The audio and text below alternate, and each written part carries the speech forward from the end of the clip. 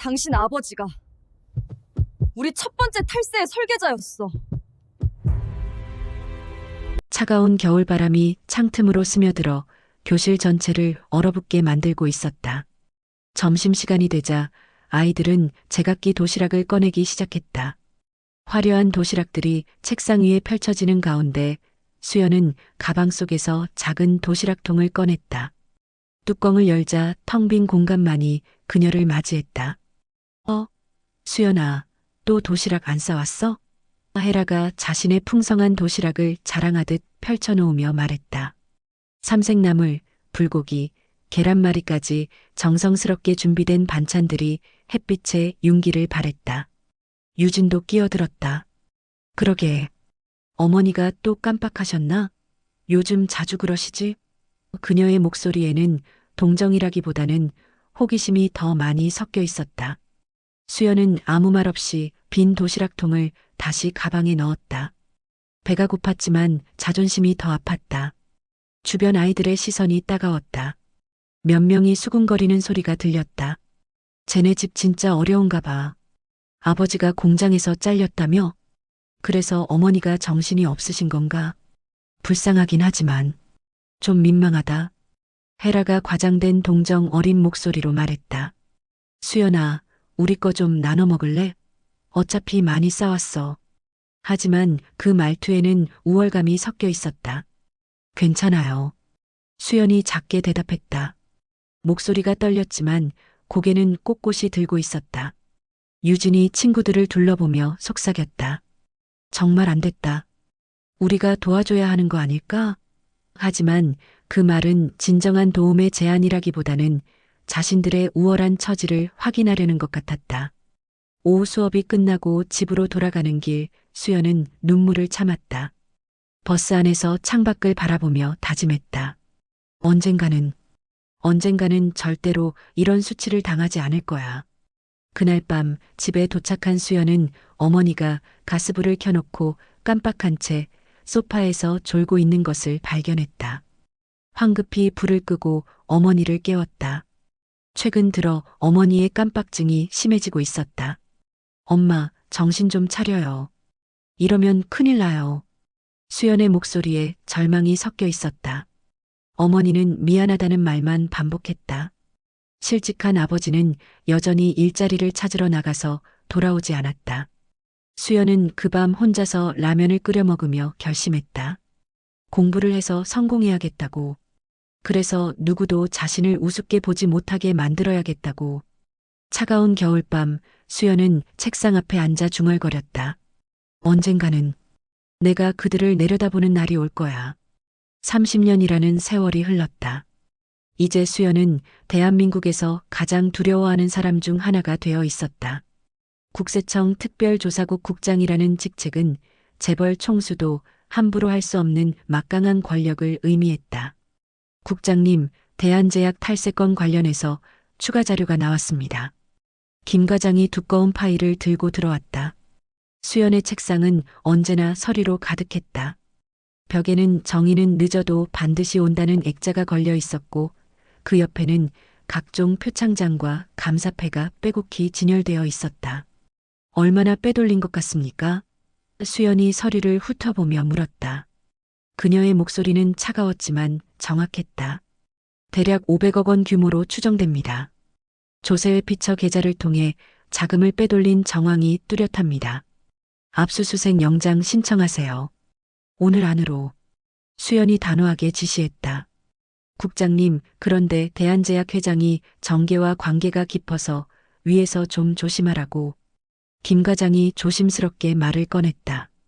수연의 눈빛이 더욱 차가워졌다. 법 앞에서는 모두 평등합니다. 대통령이라도 탈세하면 세금을 내야 해요. 김 과장이 고개를 끄덕이며 나가려 할 때 비서가 노크하며 들어왔다.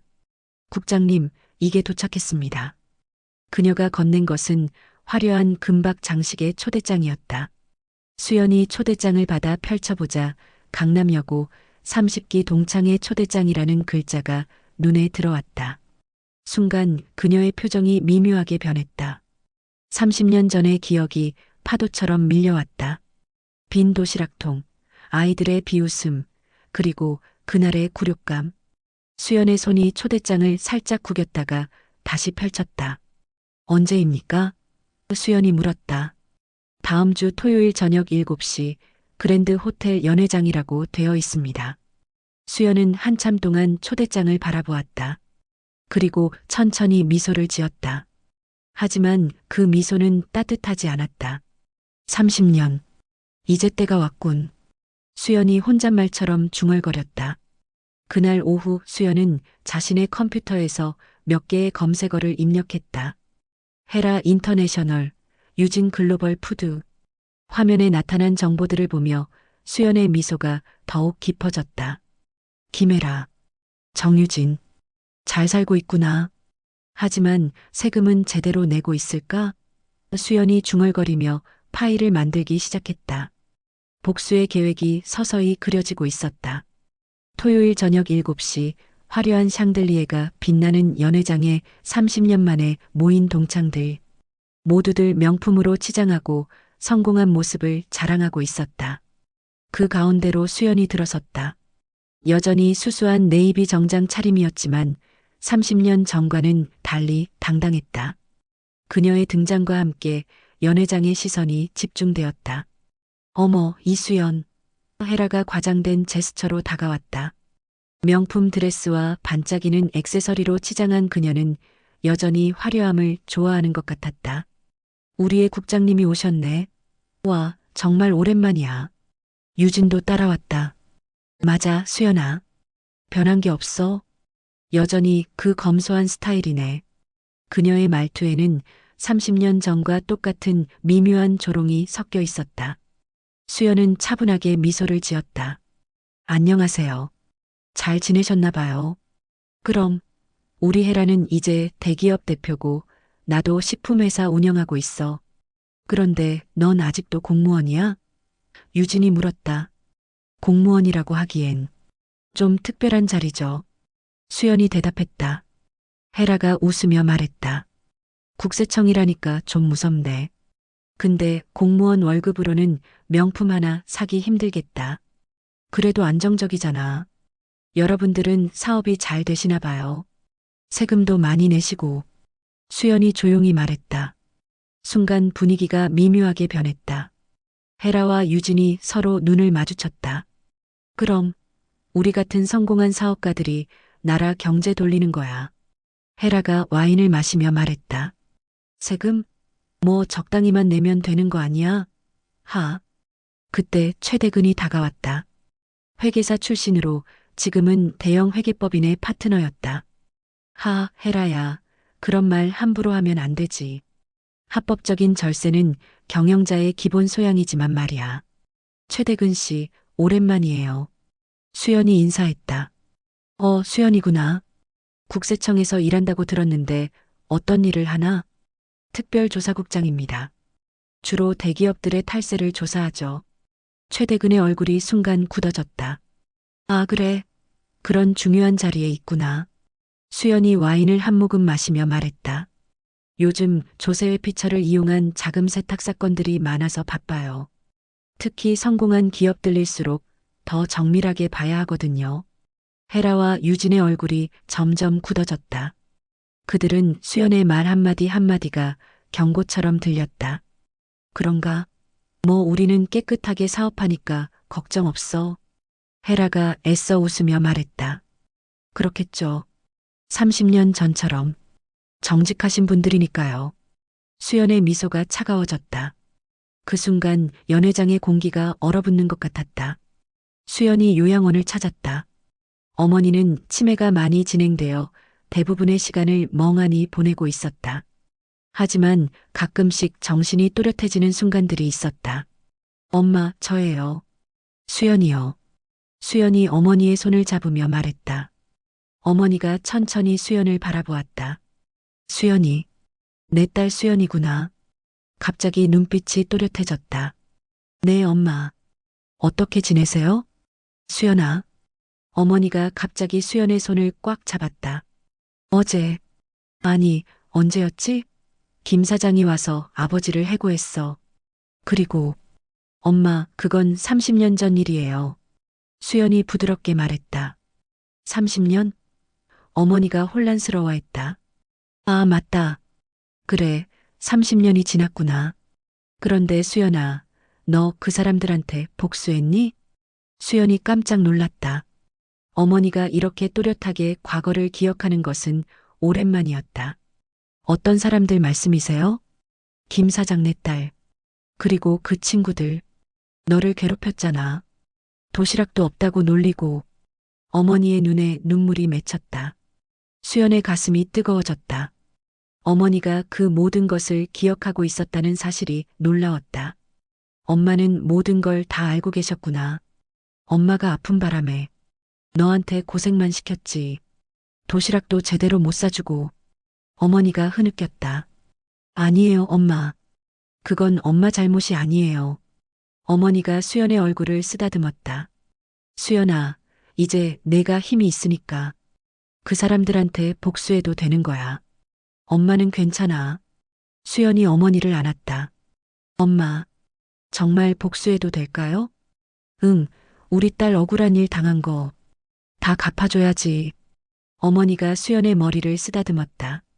그날 밤 집으로 돌아온 수연은 오랫동안 생각에 잠겼다. 어머니의 말이 계속 맴돌았다. 정말 복수를 해도 되는 것일까? 아니면 이것은 단순한 사적 감정일 뿐일까? 하지만 다음 날 아침 뉴스를 보고 수연의 마음은 확고해졌다.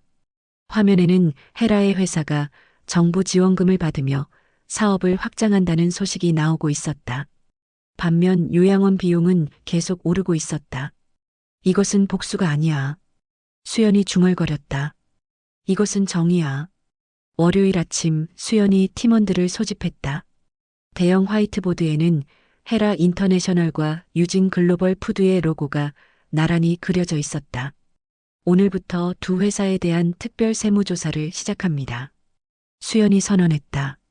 국장님, 두 회사 모두 정치권과 관계가 깊어서. 김 과장이 조심스럽게 말했다. 그게 더 중요한 이유입니다. 특권층일수록 더 정밀하게 조사해야 해요. 수연이 단호하게 말했다. 박 과장은 헤라 인터내셔널의 해외 계좌 추적, 이 과장은 유진 글로벌의 관계사 거래 내역 분석을 담당하세요. 조사 기간은 어느 정도로 보시나요? 박 과장이 물었다. 철저히 할 겁니다. 시간은 상관없어요. 숨겨진 돈 한 푼까지 다 찾아내세요. 팀원들이 자료를 정리하고 나간 후 수연은 혼자 남아 두 회사의 자료를 다시 한번 검토했다. 화려한 실적 뒤에 숨겨진 어두운 면들이 서서히 드러나고 있었다. 한편 헤라 인터내셔널 대표실에서는 헤라가 급하게 최대근과 통화하고 있었다. 대근아, 이상해. 수연이가 우리 회사를 조사한다는 소문이 있어. 뭐? 설마 동창회 때문에? 모르겠어. 근데 좀 무서워. 걔가 국세청에서 얼마나 무서운 존재인지 알잖아. 일단 조용히 하자.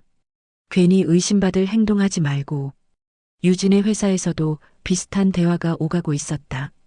30년 전 학창 시절의 작은 괴롭힘이 이제 거대한 부메랑이 되어 돌아오고 있었다. 수연은 그날 밤 늦게까지 사무실에 남아 계획을 세웠다.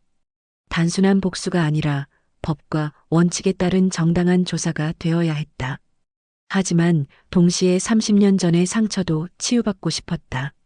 이번에는 내가 그들을 내려다보는 차례야. 수연이 창밖을 바라보며 중얼거렸다. 국세청 조사관들이 검은 차량을 타고 헤라 인터내셔널 본사 앞에 도착했다.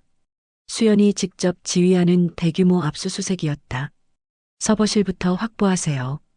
단 하나의 파일도 삭제되어서는 안 됩니다. 수연이 조사관들에게 지시했다. 건물 경비원이 당황하며 헤라에게 연락했다. 잠옷 차림으로 급히 나타난 헤라의 얼굴은 창백했다. 이게 무슨 일이에요? 왜 갑자기? 헤라가 떨리는 목소리로 물었다. 헤라 인터내셔널 김혜라 대표님, 조세 포탈 및 자금 세탁 혐의로 특별 세무조사를 실시합니다. 수연이 차갑게 말했다. 수연아, 너 진짜 이게 사적 감정 아니야? 헤라가 다급하게 물었다. 법정에서 증명하시죠. 수연이 영장을 내밀었다. 같은 시각 유진의 회사도 동시 압수수색이 진행되고 있었다. 조사관들이 서류를 박스에 담고 컴퓨터 하드디스크를 압수하는 모습이 연신 이어졌다. 이건 불법이야. 변호사 부르기 전까지는. 유진이 소리쳤지만 소용없었다. 모든 절차는 합법적으로 진행되고 있습니다. 영장도 있고요. 조사관이 담담하게 말했다. 오전 7시가 되자 언론사들이 몰려들기 시작했다. 헤라 인터내셔널과 유진 글로벌 푸드 동시 압수수색이라는 속보가 터져나왔다. 헤라와 유진은 기자들의 플래시 세례를 받으며 건물 밖으로 나왔다. 두 사람의 얼굴은 완전히 굳어 있었다. 대표님, 탈세 혐의에 대해 어떻게 생각하십니까? 국세청 조사에 협조하실 건가요? 기자들의 질문이 쏟아졌지만 둘 다 대답할 수 없었다. 수연은 국세청 상황실에서 이 모든 과정을 모니터로 지켜보고 있었다. 30년 전 빈 도시락으로 조롱당했던 그 순간이 떠올랐다. 이제는 자신이 그들을 조사하는 위치에 있었다. 첫 번째 타격 완료. 수연이 조용히 중얼거렸다. 하지만 이것은 시작에 불과했다. 진짜 전쟁은 이제부터였다. 국세청 국장, 고교 동창 상대로 보복성 세무조사 논란. 기사는 수연이 과거 고등학교 시절 괴롭힘을 당한 동창들을 상대로 사적 감정에 의한 세무조사를 벌이고 있다는 내용이었다. 익명의 제보자가 제공한 고등학교 졸업앨범 사진과 함께 당시 수연의 가난했던 집안 사정까지 상세히 기록되어 있었다. 수연이 아침 일찍 출근해서 신문을 보는 순간 얼굴이 굳어졌다. 기사 내용이 너무나 정확했다. 누군가가 의도적으로 정보를 흘린 것이 분명했다. 국장님, 기자들이 몰려와 있습니다. 비서가 급하게 들어와서 말했다. 언론 대응 어떻게 하시겠습니까? 김 과장이 물었다. 조용히 하세요. 우리는 법과 원칙에 따라 일하고 있을 뿐입니다. 하지만 상황은 예상보다 심각했다. 다른 언론사들도 연달아 비슷한 기사를 쏟아내기 시작했다. 권력 남용, 사적 복수, 동창회 복수국 같은 자극적인 제목들이 인터넷을 달궜다. 오후에는 국정감사위원회에서 수연을 증인으로 소환하겠다는 발표까지 나왔다. 이 정도일 줄은 몰랐네. 수연이 혼잣말로 중얼거렸다. 그때 청장실에서 호출이 왔다. 국세청장이 수연을 불러들였다. 이 국장, 자네를 믿고 있지만 여론이 너무 안 좋아. 이번 조사는 잠시 손 떼는 게 어떻겠나. 청장님, 우리는 합법적인 조사를 하고 있습니다. 혐의도 충분히 있고요. 그건 나도 안다. 하지만 정치적인 압박이 너무 세다. 국정감사까지 나왔잖나. 수연은 청장의 말을 들으며 30년 전이 떠올랐다. 그때도 이렇게 혼자였다. 아무도 자신의 편이 되어주지 않았다. 청장님, 만약 이 조사를 중단한다면 앞으로 국세청에 대한 신뢰는 어떻게 될까요? 권력자들은 모두 동창의 핑계만 대면 조사를 피할 수 있다고 생각하게 될 겁니다. 청장이 한숨을 쉬었다. 일주일만 더 주겠다. 그 안에 확실한 증거를 찾아야 해. 수연이 청장실을 나오며 각오를 다졌다. 이제 정말로 외로운 싸움이 시작되었다. 그날 밤 헤라와 유진은 승리감에 들떠 있었다. 언론 플레이가 성공한 것 같았다. 이제 수연이도 꼼짝 못할 거야. 헤라가 웃으며 말했다. 하지만 그들은 수연의 진짜 실력을 아직 몰랐다. 수연이 혼자서 30년치 세무 자료를 뒤지고 있었다. 언론의 압박으로 팀원들도 소극적이 되었고 이제는 거의 혼자서 조사를 진행해야 하는 상황이었다. 뭔가 있을 거야. 분명히 있을 거야. 수연이 중얼거리며 서류를 넘겼다. 그때 한 장의 오래된 계약서가 수연의 눈에 들어왔다. 1995년 헤라 인터내셔널의 전신인 김해종합 상사와 해외 유령회사 간의 계약서였다. 계약 금액이 당시로서는 상당히 큰 규모였지만 실제 거래 내역은 찾을 수 없었다. 이상하네. 수연이 서류를 자세히 들여다보았다. 계약서 하단에 작은 글씨로 적힌 회계법인 이름이 눈에 띄었다. 대근회계법인. 최대근이 운영하는 회계법인이었다. 더 파고들어 보니 유진의 회사도 같은 회계법인을 이용했다는 사실을 발견했다. 그리고 두 회사 모두 비슷한 시기에 해외 투자라는 명목으로 거액을 빼돌린 기록이 있었다. 최대근, 내가 핵심이구나. 수연이 중얼거렸다. 다음 날 아침 수연은 최대근을 국세청으로 소환했다. 회계사로서 두 회사의 세무 업무를 담당했으니 당연히 알아야 할 것들이 많았다. 최대근 씨, 두 회사의 해외 투자건에 대해 설명해 주시겠어요? 수연이 조사실에서 물었다. 최대근은 여전히 여유로운 표정이었다. 모두 합법적인 투자입니다. 서류도 다 갖춰져 있고요. 그런데 실제 투자 대상 회사들이 모두 유령회사라는 사실은 아시나요? 최대근의 얼굴이 순간 굳어졌다. 그건 제가 확인할 입장이 아니었습니다. 회계사가 투자 대상을 확인하지 않았다고요? 그럼 세무신고는 어떻게 한 겁니까? 최대근이 땀을 흘리기 시작했다. 수연의 추궁이 점점 날카로워졌다. 최대근 씨, 30년 전부터 이런 일을 해오신 건가요? 무슨 말씀이세요? 수연이 오래된 계약서를 내밀었다. 이 서류 보세요. 당신 서명이 있습니다. 최대근이 서류를 보는 순간 완전히 당황했다. 그는 30년 전의 일까지 기억하고 있을 거라고는 생각하지 못했다. 이건 오래된 일이라 기억나지 않으신다고요? 그럼 국정원의 정보 공개 청구에서 해외 계좌 추적 결과를 받아볼까요? 최대근의 얼굴이 창백해졌다. 그는 마침내 자신이 궁지에 몰렸다는 것을 깨달았다. 최대근이 황급히 헤라와 유진을 불러 긴급회의를 열었다. 그의 얼굴에는 불안감이 역력했다. 큰일 났어. 수연이 30년 전 자료까지 다 파헤치고 있어. 최대근이 떨리는 목소리로 말했다. 30년 전이라니? 헤라가 놀라며 물었다. 우리가 처음 해외 계좌 만들 때 말이야. 그때 서류들이 아직 남아 있었던 거야. 유진의 얼굴이 파랗게 질렸다. 그럼 우리 끝난 거야? 아직 확실한 증거는 없어. 하지만 더 파면 위험해질 거야. 헤라가 화를 내며 말했다. 그러니까 처음부터 깔끔하게 처리하자고 했잖아. 왜 서류를 그대로 둔 거야? 지금 와서 그런 말 해봐야 뭐해. 대책을 세워야지. 세 사람은 대책 마련에 골몰했지만 뾰족한 수가 없었다. 수연의 추정망은 이미 너무 촘촘해져 있었다. 차라리 수연이한테 직접 가서 사과하는 게 어떨까?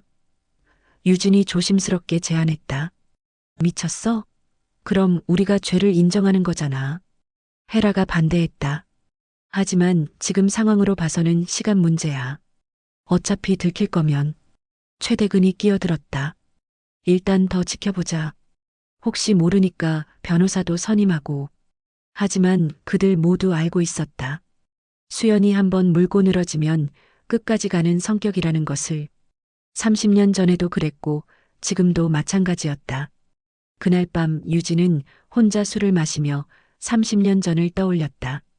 정말 어린 마음으로 한 장난이었는데 이렇게 큰 일이 될 줄은 몰랐다. 수연의 빈 도시락을 보며 킥킥거렸던 그 순간들이 이제는 부메랑이 되어 돌아오고 있었다.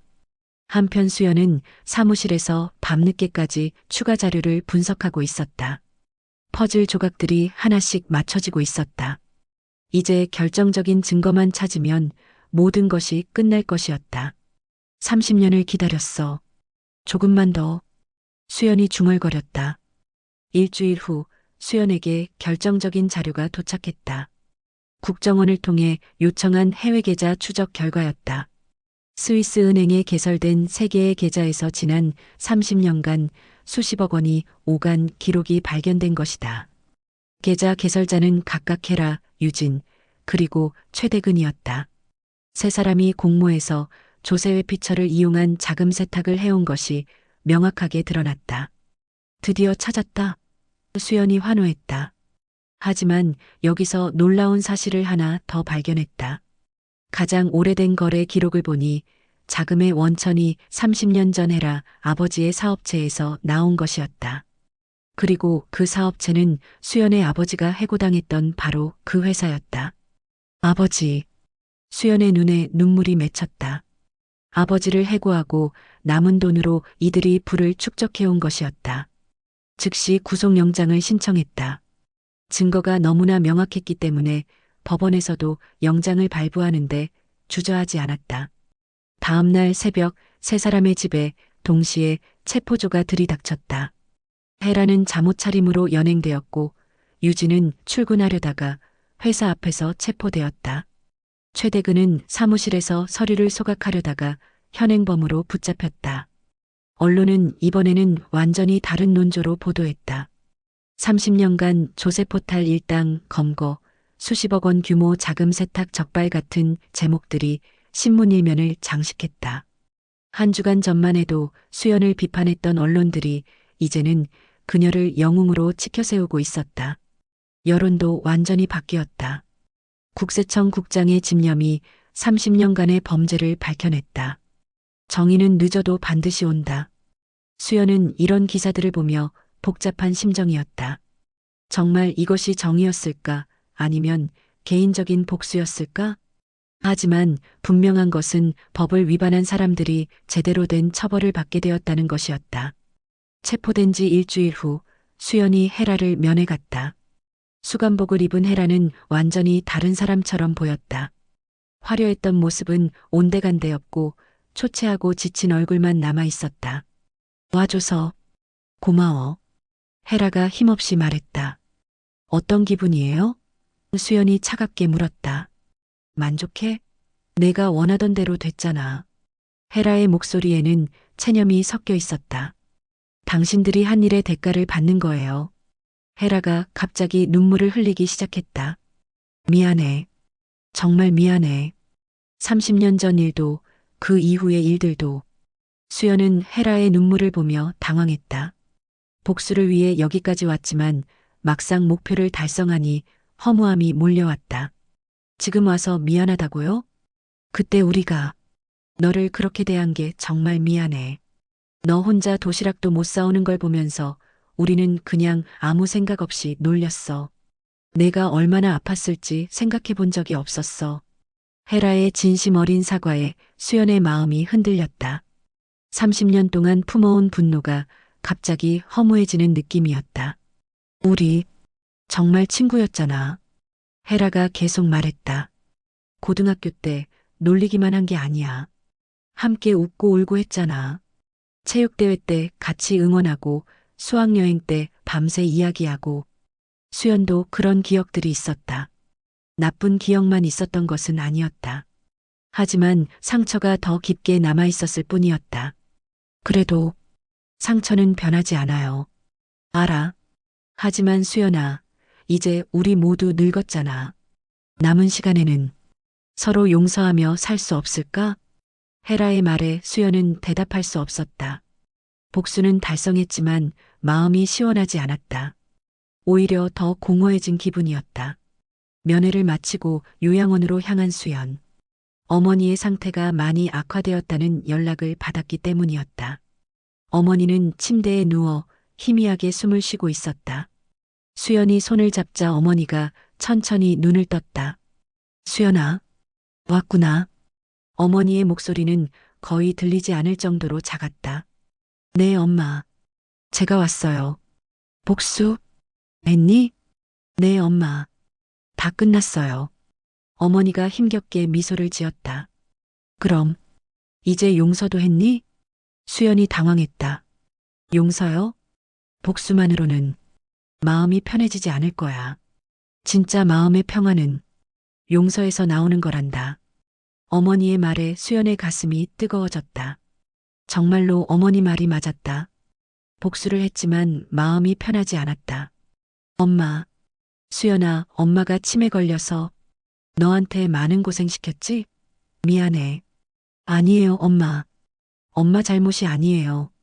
그래도 너 때문에 가슴 아팠어. 아버지도. 그래서 더 빨리 돌아가신 것 같아. 어머니의 눈에서 눈물이 흘렀다. 수연도 울음을 참을 수 없었다. 수연아, 이제 정말 마음 편히 살아라. 복수도 했으니 용서도 하고. 네, 엄마. 그럼 됐다. 이제 엄마도 편히 갈 수 있겠구나. 그날 밤 어머니는 평화롭게 눈을 감았다. 수연은 어머니의 임종을 지키며 마지막 말을 곱씹었다. 용서. 그것이 진정한 치유의 길이었다. 수연은 사무실에 나왔지만 일에 집중할 수 없었다. 어머니의 마지막 말이 계속 맴돌았다. 복수는 했지만 마음이 편하지 않았다. 오히려 더 무거운 짐을 진 것 같았다. 국장님, 기자들이 인터뷰 요청을 했는데요. 김 과장이 들어와서 말했다. 다 거절하세요. 네. 하지만 국민들이 국장님의 이야기를 듣고 싶어 하는데 지금은 그럴 기분이 아니에요. 김 과장이 나간 후 수연은 혼자 창밖을 바라보았다. 정말 자신이 한 일이 옳았을까? 법적으로는 분명히 옳았다. 하지만 인간적으로는 어떨까? 그때 문이 열리고 예상치 못한 사람이 들어왔다. 유진이었다. 보석으로 풀려나온 그녀는 많이 야위어 있었다. 수연아. 유진이 조심스럽게 말을 꺼냈다. 여기 왜 왔어요? 어머니 돌아가셨다는 소식 들었어. 조문하러 왔는데 이미 끝났구나. 수연이 놀랐다. 어떻게 그 소식을 알았을까? 헤라가 구치소에서 들었대. 그래서 나한테 꼭 가보라고 했어. 헤라가?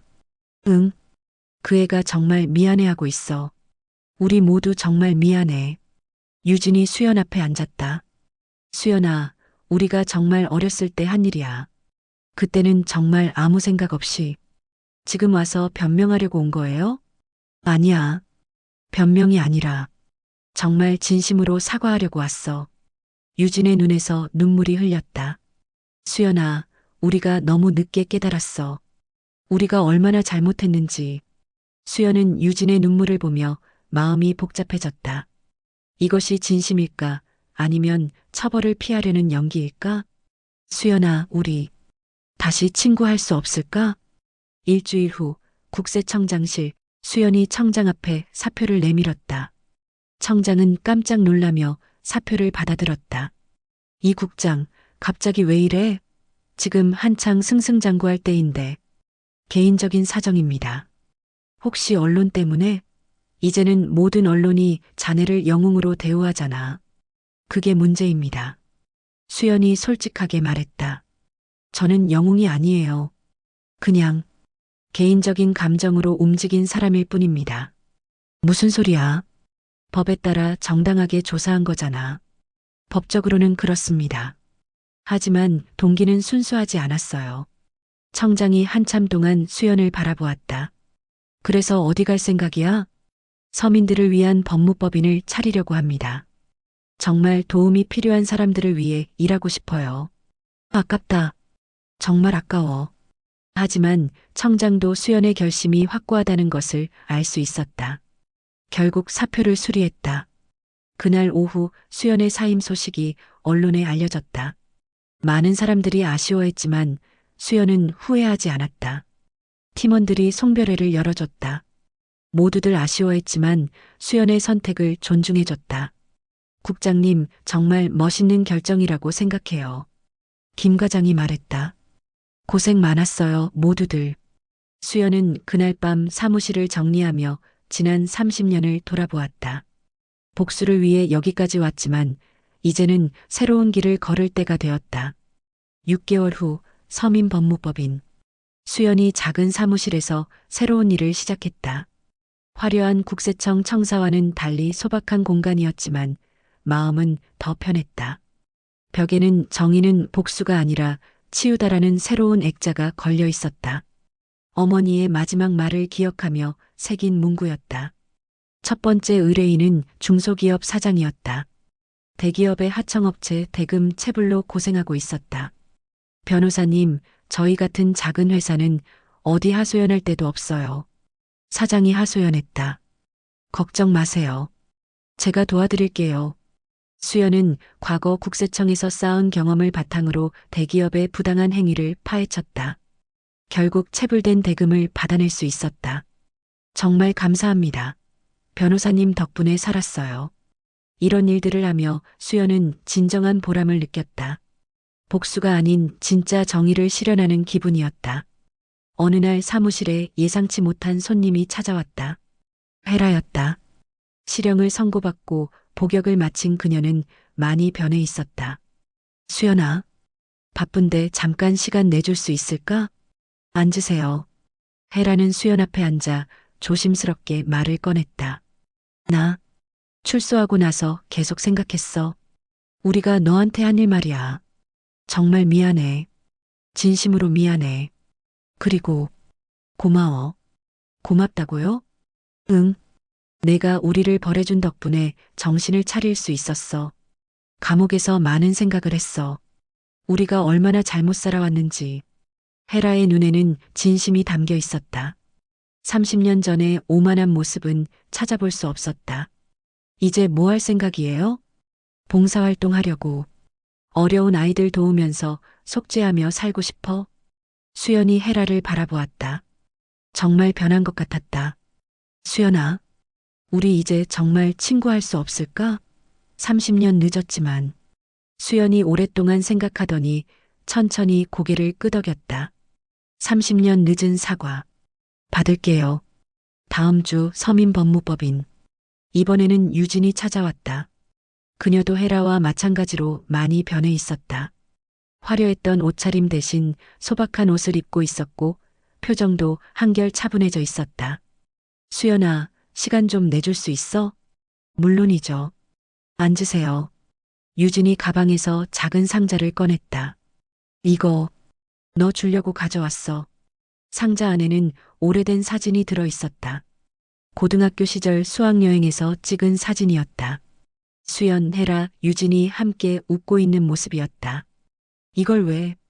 감옥에서 정리하다가 찾았어. 우리가 나쁜 기억만 있었던 건 아니잖아. 좋은 기억도 있었어. 수연이 사진을 보며 30년 전을 떠올렸다. 정말 즐거웠던 순간들도 있었다. 하지만 상처가 더 깊게 남아 있었을 뿐이었다. 수연아, 나도 헤라처럼 봉사활동 하려고. 특히 한부모 가정 아이들 도우면서 살려고 해. 좋은 생각이에요. 그런데 혹시 같이 할 수 있을까? 너도 서민들 돕고 있잖아. 우리가 힘을 합치면 더 많은 사람들을 도울 수 있을 것 같은데. 수연이 놀랐다. 함께 일하자는 제안은 예상하지 못했다. 진심이에요? 응. 우리가 30년 동안 잘못 살았잖아. 이제라도 제대로 살아보고 싶어. 너와 함께. 수연이 한참 생각하더니 대답했다. 일단 생각해 볼게요. 고마워. 그것만으로도 고마워. 유진이 돌아간 후 수연은 사진을 오랫동안 바라보았다. 정말 복잡한 감정이었다. 미움과 그리움이 동시에 밀려왔다. 어머니의 말이 다시 떠올랐다. 진짜 마음의 평화는 용서에서 나오는 거란다. 수연은 천천히 미소를 지었다. 이제 정말 용서할 때가 된 것 같았다. 3개월 후 서민법무법인 확장 사무실.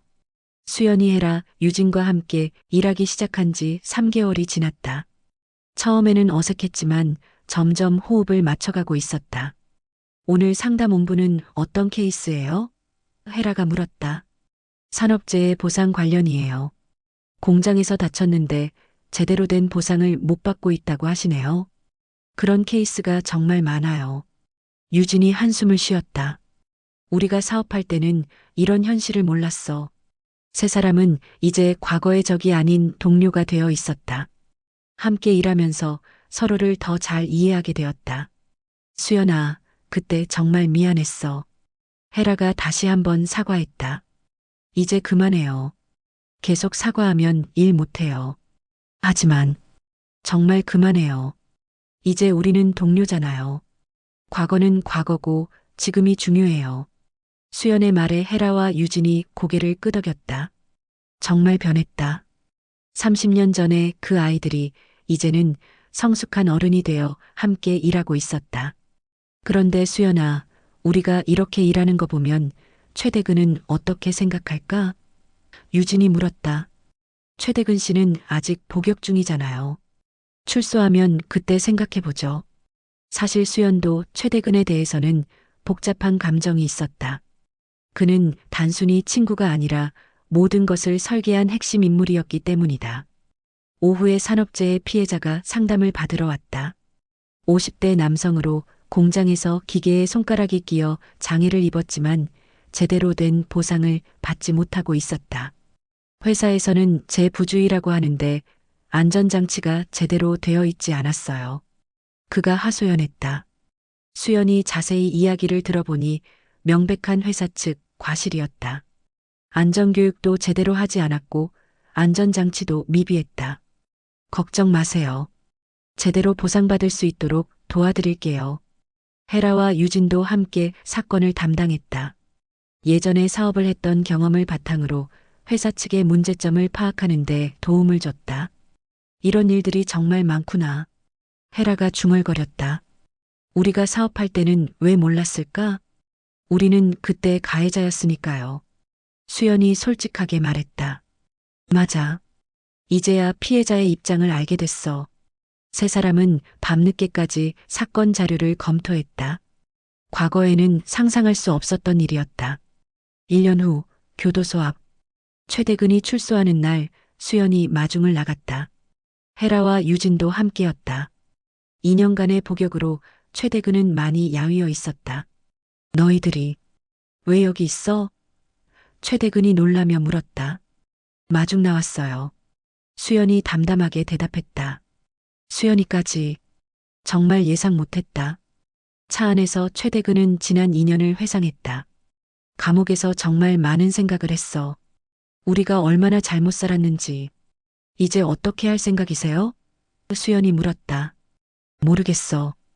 회계사 자격도 박탈됐고 다시 시작하기엔 너무 늦었어. 함께 일할래요? 수연이 제안했다. 뭐? 우리 법무법인에서 일해요. 회계 업무도 필요하거든요. 물론 자격증은 없지만 경험은 풍부하잖아요. 최대근이 믿을 수 없다는 표정으로 수연을 바라봤다.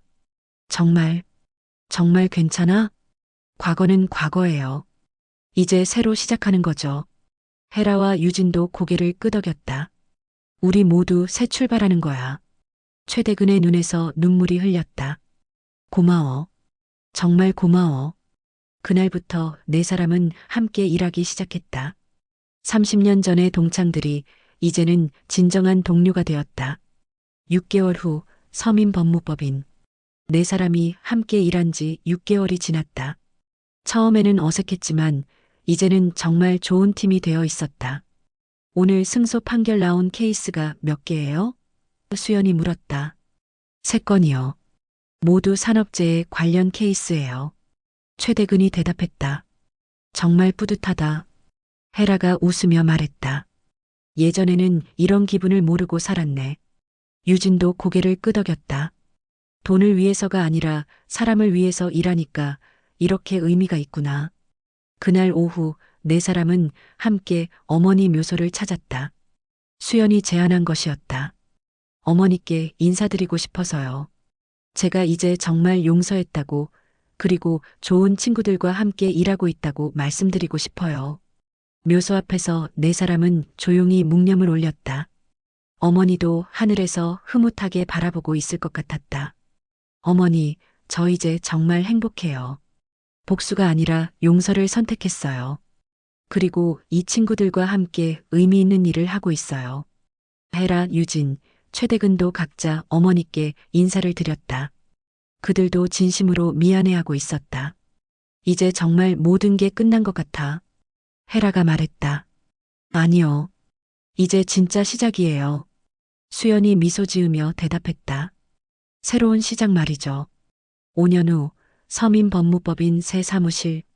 서민법무법인은 이제 서울에서 가장 유명한 공익법무법인이 되어 있었다. 수연, 헤라, 유진, 최대근뿐만 아니라 여러 변호사와 직원들이 함께 일하고 있었다. 사무실 벽에는 30년의 복수가 평생의 우정이 되다라는 액자가 걸려 있었다. 네 사람의 이야기가 책으로도 출간되어 많은 사람들에게 감동을 주고 있었다. 오늘 새로운 의뢰인이 왔어요. 젊은 변호사가 보고했다. 어떤 케이스인가요? 수연이 물었다. 고등학교 때 왕따를 당했던 분이에요. 가해자들이 성공해서 큰 회사를 운영하고 있는데 탈세 혐의가 있다고 하시네요. 네 사람이 서로 눈을 마주쳤다. 마치 자신들의 이야기를 보는 것 같았다. 상담해드리죠. 수연이 말했다. 하지만 복수가 목적이면 안 된다고 말씀드릴게요. 진정한 정의를 원한다면 도와드리겠지만요. 그럼 제가 상담해 볼게요. 헤라가 나섰다. 제가 가장 잘 아는 케이스니까. 모두가 웃었다. 이제는 과거의 아픔도 농담거리가 될 수 있었다. 저녁이 되자 네 사람은 함께 저녁을 먹으러 갔다. 30년 전과는 완전히 달라진 모습이었다. 우리 정말 많이 변했다. 유진이 감개무량하게 말했다.